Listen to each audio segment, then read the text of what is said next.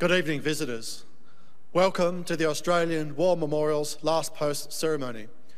My name is Craig Burrell, and joining us today from the Royal Australian Air Force is Squadron Leader William Harwood. We warmly welcome the family of Sergeant John MacDonald Rankin, whose story will be told shortly. We are honoured to acknowledge Lieutenant General Erich Pfeffer, Commander, Joint Forces Operations, Germany, Vice Admiral David Johnston, Chief Joint Operations, Australian Defence Force, Commander Marcus Rebben, Defence Attaché, Embassy of the Federal Republic of Germany, and the accompanying delegation. We warmly welcome the families, the veterans who have served, those that are still serving, and the families that support them. We acknowledge the members of RSL and Services Clubs Association, RSL Victoria and RSL Queensland, who are watching the broadcast of this ceremony around Australia. During this evening's ceremony, wreaths will be laid at the base of the Pool of Reflection by family, visitors and students on behalf of the following schools: from New South Wales, Westport Public School, Port Macquarie, and from Western Australia, Holy Cross College, Ellenbrook. Please stand and join in singing the National Anthem.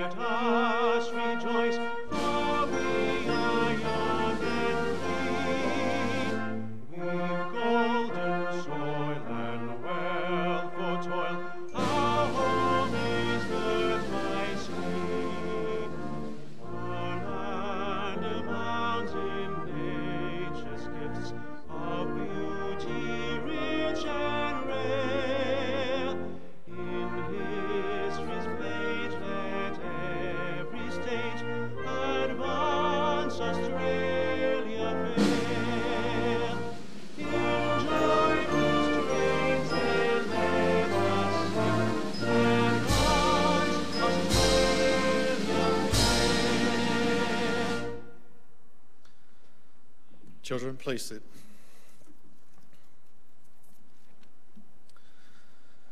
The Australian War Memorial was the vision of Charles Bean, Australia's First World War official historian.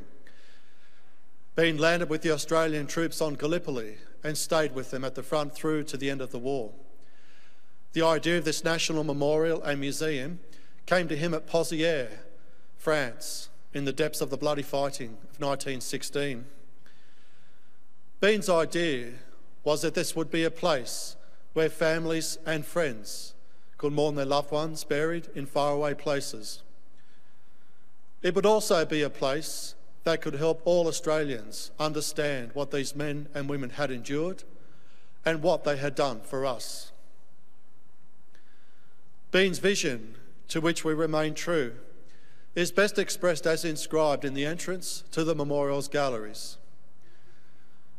Here is their spirit in the heart of the land they loved, and here we guard the record which they themselves made. Tonight, we will read the story behind just one of those on the Roll of Honour, which lists the names of more than 102,000 men and women who have given their lives for us in war and operations for more than a century. But first, we present a lament, Flowers of the Forest.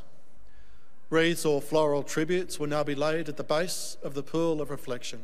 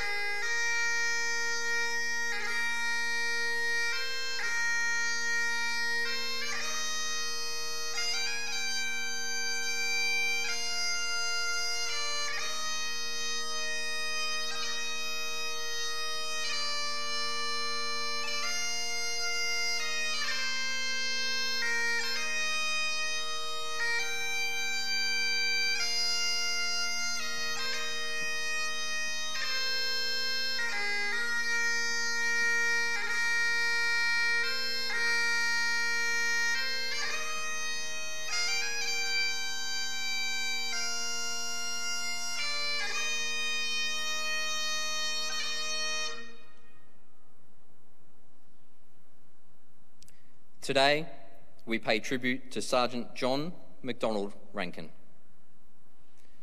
John MacDonald Rankin was born on the 23rd of June 1917 in the town of Warwick, Queensland, to Donald and Ruby Rankin. He had 3 sisters, Catherine, Helen, and Mary.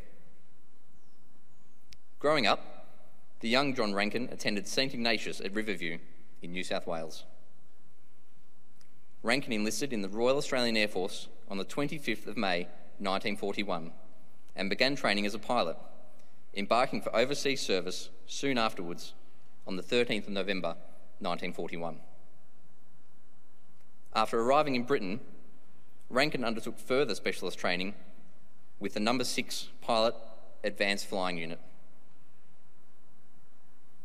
As part of the Empire Air Training Scheme, Rankin was one of almost 27,500 RAF pilots, navigators, wireless operators, gunners, and engineers who, throughout the course of the war, joined squadrons based in Britain. In the early hours of the 21st of August, Rankin was undertaking a nighttime cross-country training exercise. Near Chipping Norton in Oxfordshire, the Airspeed Oxford training aircraft in which Rankin was the pupil collided with another aircraft, a Vickers Wellington medium bomber, that had been flying in a separate training exercise. Rankin, his British pilot instructor, Sergeant Stanley Downs, and all 6 of the British airmen training in the Wellington were killed. John Rankin was 25 years old. His body was recovered and buried in Little Risington St Peter Churchyard in Gloucestershire, England. In a ceremony at Chipping Norton to mark the 70th anniversary of the crash in 2012, more than 100 townsfolk and family of the deceased gathered to pay their respects. Rankin's name is listed here on the Roll of Honour on my left, among some 40,000 Australians who died while serving in the Second World War. This is but one of the many stories of service and sacrifice told here at the Australian War Memorial. We now remember Sergeant John MacDonald Rankin, who gave his life for us, for our freedoms, and in the hope of a better world.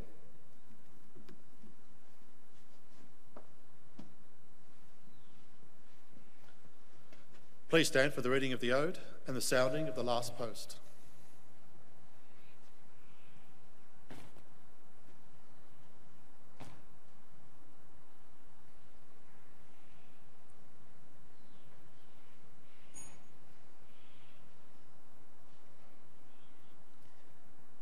They shall grow not old, as we that are left grow old. Age shall not weary them, nor the years condemn. At the going down of the sun, and in the morning, we will remember them.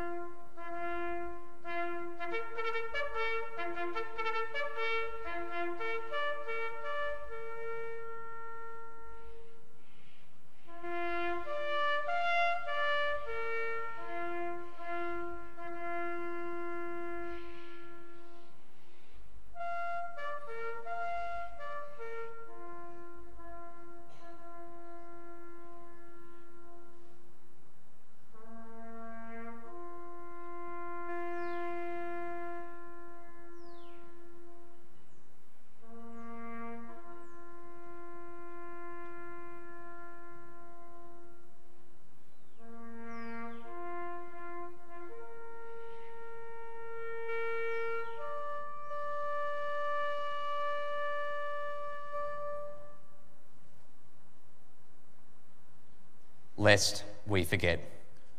Lest we forget.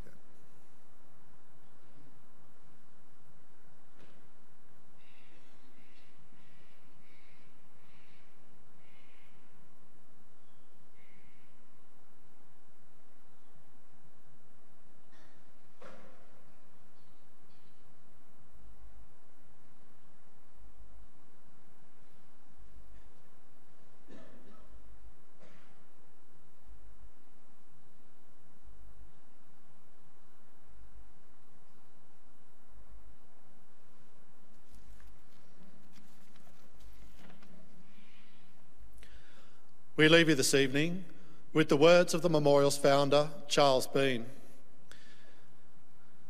Many a man lying out there at Pozieres or in the low scrub at Gallipoli, with his poor, tired senses barely working through the fever of his brain, has thought in his last moments, well, it's over. But in Australia, they will be proud of this. Ladies and gentlemen, that concludes the last post ceremony.